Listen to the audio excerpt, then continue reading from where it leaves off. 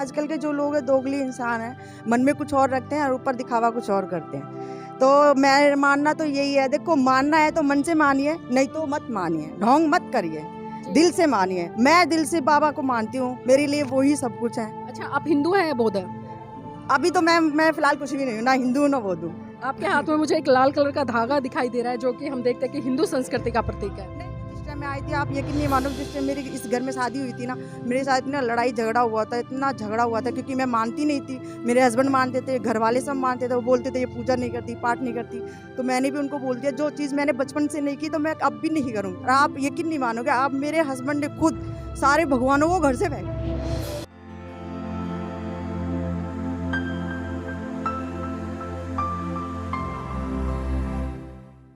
नमस्कार, आप देख रहे हैं एनबी न्यूज़ 24/7 नीलम बौद्ध के साथ। और आज हम मुकबेलपुर गांव में। साथियों, बाबा साहब एक बात कहा करते थे कि मैं किसी भी समाज की उन्नति इस बात से आंकता हूं कि उस समाज की महिलाएं कितनी पढ़ी लिखी और कितनी जागरूक है। इसी कड़ी में मेरे साथ में मुकबेलपुर गांव की महिलाएं, उन्हीं से जानना चाहूँगी आज बाबा साहब की 132वीं जयंती मनाई, तो उसके पीछे उद्देश्य क्या? आपका नाम क्या है? मेरा नाम राखी है, वाइफ ऑफ सतप्रकाश। राखी जी, जानना चाहूँगी आज बाबा साहब की यहाँ पर जयंती मनाई है, तो उसके पीछे बेसिक कारण क्या है? बेसिक कारण सबसे पहली बात तो ना जागरूकता लाना है। दुनिया ये जब जानती है कि हमारे बच्चे किस समाज से जुड़ते हैं, वहाँ से उठ के चली जाती है। जो बेसिक एक एजेंडा है वो यही है कि लोग बाग जानने के बावजूद वहाँ से उठ के ना जाएं। अपने इस समाज को इतना साक्षर करना है, इतना एडुकेट करना है कि लोग बाग ये जाने कि इनसे मिलने के लिए हमें अपॉइंटमेंट कब और किस डेट पे मिलेगा। अभी जिस तरह से आपने बात की जागरूकता की, तो जागरूकता से क्या संबंध है आपका? जागरूकता से ये संबंध है कि हमारे बच्चे 4 बच्चे जहाँ खेल रहे हैं वहाँ जाने के लिए सोचे नहीं, वो दौड़े चले जाएं फटाक से, और वहाँ पे उन्हें एकदम इंस्टेंट एक्सेप्ट किया जाए।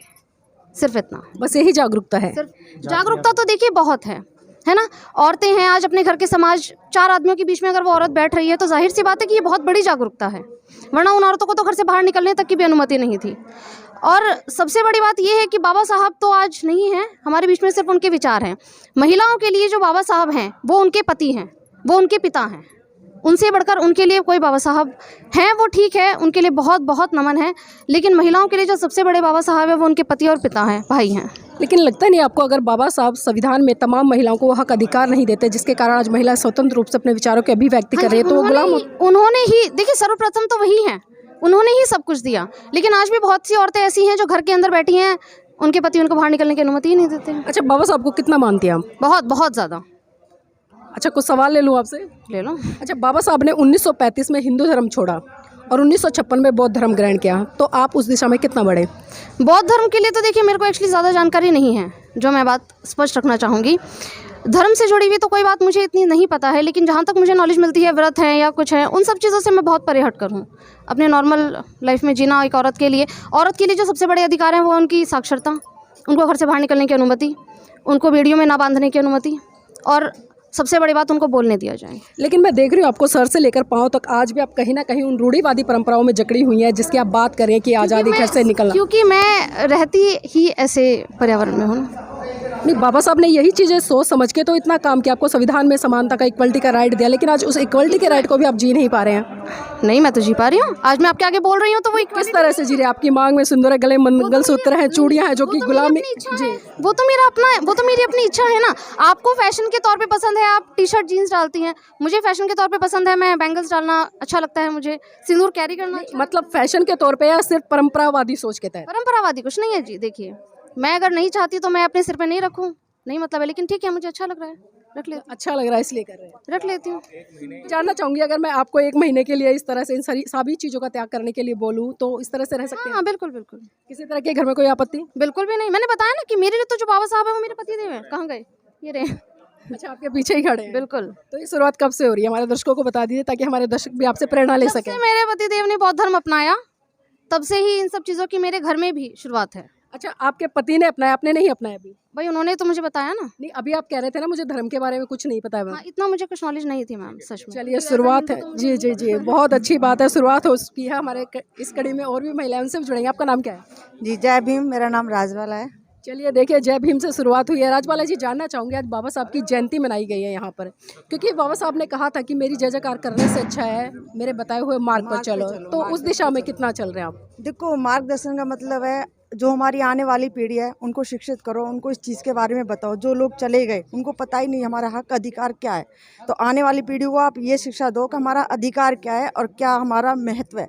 तो वो ही हमारे लिए बाबा साहब जी के लिए श्रद्धांजलि है। नहीं देखिए, आज हक अधिकार तो तमाम लोग जान रहे हैं। भारत देश में जितने भी लोग हैं वो अपने हक अधिकार जानते हैं और संविधान के तहत वो हक अधिकार ले भी लेते हैं। लेकिन सही रूप में जब हम बाबा साहब की विचार, उनके सिद्धांतों की बात करते हैं तो उनसे लोग बहुत दूर खड़े नजर आते हैं। जी मैम, बहुत दूर खड़े होते हैं। और फिर आजकल के जो लोग हैं दोगली इंसान हैं, मन में कुछ और रखते हैं और ऊपर दिखावा कुछ और करते हैं। तो मैं मानना तो यही है, देखो मानना है तो मन से मानिए, नहीं तो मत मानिए, ढोंग मत करिए, दिल से मानिए। मैं दिल से बाबा को मानती हूँ, मेरे लिए वही सब कुछ है। अच्छा, आप हिंदू हैं या बौद्ध हैं? अभी तो मैं फिलहाल कुछ भी नहीं हूँ, ना हिंदू ना बौद्ध हूँ। आपके हाथ में मुझे एक लाल कलर का धागा दिखाई दे रहा है जो कि हम देखते हैं कि हिंदू संस्कृति का प्रतीक है। नहीं, ये मेरे पार्लर का है, हिंदू का नहीं है। वहाँ पार्लर में लड़कियों ने बांध दिया उसका है। आप देख लो, मैं ऐसा कुछ नहीं करती, ना ऐसा वो कुछ करती, ना मैं भगवानों को मानती, ना पूजा पाठ करती। जहाँ तक मेरी सोच है, मैं बाकी और लोगों को जागरूक करना चाहती हूँ इस चीज़ के लिए कि ये चीज़ें छोड़ दो, ये पाखंड है, इन चीज़ों में कुछ नहीं रखा। ये आपके जीवन में बदलाव किस तरह से आया कि आपने सभी पाखंडवाद को छोड़ दिया और एकदम से नई दिशा की तरफ चल दिया? मेरे जीवन में ये बदलाव मेरे पापा जी से आया, क्योंकि बचपन से ही हमने अपने घर में बाबा साहब को ही देखा है। मेरे पापा कभी भी किसी भी त्योहार को, तीज त्योहार को नहीं मनाते थे, नहीं हमें मना देते थे। तो हमने बचपन से ही अपने घर में बाबा साहब को ही देखा है और कुछ देखा ही नहीं है। क्योंकि आज हमारे पापा है ना, आप उनको आज पूरे दिन के लिए बिठा दो, पूरे दिन के लिए पूरा टॉपिक बाबा साहब पे सुना देंगे। पापा जी का नाम क्या है? जी, मेरे पापा जी का नाम अमर सिंह है। मैं बल्लभगढ़ की साइड से हूँ, गांव सीकरी से। तो हमारे गांव में सभी लोग बाबा साहब को ही मानते हैं ज़्यादातर। तो हरियाणा में हम देखते हैं कि घूंघट प्रथा बहुत है। क्या आप घूंघट करते हैं वहाँ पर? यहाँ पे तो मैम देखो, यहाँ पे तो जिस टाइम मैं आई थी, आप यकीन नहीं मानोगे, जिस टाइम मेरी इस घर में शादी हुई थी ना, मेरे साथ इतना लड़ाई झगड़ा हुआ था, इतना झगड़ा हुआ था, क्योंकि मैं मानती नहीं थी। मेरे हस्बैंड मानते थे, घर वाले सब मानते थे। वो बोलते थे ये पूजा नहीं करती, पाठ नहीं करती। तो मैंने भी उनको बोल दिया, जो चीज़ मैंने बचपन से नहीं की तो मैं अब भी नहीं करूँगी। और आप यकीन नहीं मानोगे, आप मेरे हस्बैंड ने खुद सारे भगवानों को घर से फेंक दिया। मैंने उनको इतना चेंज कर दिया। मतलब डर नहीं लगा? लोग कहीं ना कहीं डराते हैं इन चीज़ों को बिल्कुल भी लेकर। नहीं, मेरे को बिल्कुल भी डर नहीं लगता, 1% भी नहीं लगता। तो चलिए देखिए, इस तरह की बहादुर महिलाओं से खासकर इस देश की महिलाओं को सीख लेनी चाहिए। और जो डर की बात आती है, कहीं ना कहीं एक मन में संशय डाल दिया जाता है, लोगों को गोल गोल घुमा दिया जाता है कि ये नहीं करेंगे तो ये हो जाएगा, ये नहीं करेंगे तो वो हो जाए। लेकिन ऐसा कुछ नहीं, आपके सामने अभी जीता जागता उदाहरण है। आपका नाम क्या मैडम? उर्मिला गौतम। उर्मिला गौतम जी, क्या करते हैं? मैं हाउस वाइफ हूँ। हाउस वाइफ है। आज बाबा साहब की यहाँ पर जयंती मनाई गई, बहुत सारे वक्ताओं ने अपनी अपनी बातें रखी। तो खासकर आपको ऐसी कौन सी कुछ बातें जो बहुत ही महत्वपूर्ण लगी आपके जीवन में, वो बातें हमारे दर्शकों को बताएं। आज प्रोग्राम हुआ बाबा अम्बेडकर का, तो यहाँ पे काफ़ी लेडीज़ इकट्ठी हुई। वैसे ज़्यादातर लेडीज़ इकट्ठी होती नहीं ऐसे फंक्शन में, तो लगभग निकल जाती है, थोड़ा सुनती है, उनको अच्छा नहीं लगता, क्योंकि वो हिंदू समाज से पूजा पाठ में ज़्यादा रहती हैं, तो ये चीज़ें उनको अच्छा नहीं लगता। आज तो मैंने कम से कम 50-60 लेडीज़ जो इकट्ठी बैठी है, जो काफ़ी प्रोग्राम देखने के बाद ही गई है। तो उनमें कुछ लगता है कि हाँ, कुछ सीखने की इच्छा होगी, आगे बढ़ने की कोशिश होगी उनमें, क्योंकि वो आज के टाइम में समाज में एक समान रहना चाहिए। जैसे कि लोगों को पूजा पाठ से अलग हटना चाहिए, थोड़ा देखे भी समाज में क्या हो रहा है, आगे बढ़ना चाहिए। पढ़ेगी लिखेगी तो थोड़ा अपने भविष्य को देखेगी, तो बच्चों को सभी सब शिक्षित करेंगे, आगे बढ़ेंगे। बच्चे जो आज बड़े बड़े जो और नेताओं के बच्चे अब ऊँचे ऊँचे पद पर रहते हैं, तो वो भी चाहते हैं कि हमारे बच्चे भी आगे उनके मुकाबले खड़े रहें। जैसे कि आज पर जाति पात के ऊपर बहुत ज़्यादा हंगामा होता है, उस चीज़ को ना बच्चे सहन करें, क्योंकि वो चाहते कि बच्चे और जैसे जात पात ऊंच नीच की होती है, समान अधिकार मिले बच्चों। जात पात से ऊपर उठने के लिए, जाति व्यवस्था को खत्म करने के लिए बाबा साहब ने बौद्ध धर्म की दीक्षा दी। तो क्या उस दिशा में बढ़ रहे हैं? हाँ, बच्चे जिसको जो पढ़ता है, जैसे हम बच्चों को, जैसे हमारे जैसे बच्चे हैं, उनको हम बताएंगे आगे आगे भाई तुम पढ़ोगे लिखोगे शिक्षित बनोगे, और इन चीज़ों में कुछ नहीं रखा। अपने आने वाली पीढ़ी को बच्चों को बताएंगे, तो वो आगे वो और बच्चों को बताएंगे, जिससे कि वो इस चीज़ों को समझेंगे और शिक्षित बनेंगे। जी, देश की महिलाओं के लिए क्या संदेश देना चाहेंगे, खासकर बाबा साहब की जयंती के ऊपर? क्योंकि कहीं ना कहीं हम देखते हैं जिस तरह से बाबा साहब का पूरा जीवन इस देश की महिलाओं के लिए समर्पित किया है, लेकिन आज वो गुणगान किसी और का करती हैं।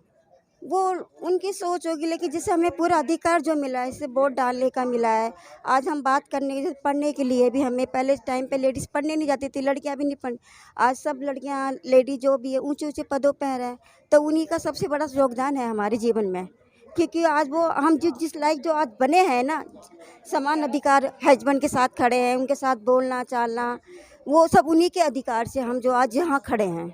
जी, बहुत बहुत धन्यवाद आज की इस महत्वपूर्ण चर्चा में जुड़ने के लिए। देखिए, यहाँ पर तमाम महिलाओं से हमने बात की और कहीं न कहीं महिला आज शिक्षित तो हो रही है और शिक्षा के साथ-साथ में जागरूकता की तरफ भी बढ़ रही है, क्योंकि बाबा साहब ने जिस तरह से मैंने शुरुआत में कहा था कि मैं किसी भी समाज की उन्नति इस बात से आंकता हूँ कि उस समाज की महिलाएँ कितनी पढ़ी-लिखी और कितनी जागरूक है। तो आज सही रूप में कहीं न कहीं हम देख रहे हैं कि भारत देश की महिलाएँ शिक्षित होने के साथ-साथ जागरूकता की तरफ भी बढ़ रही हैं, जो कि कहीं न कहीं बहुत अच्छी बात है।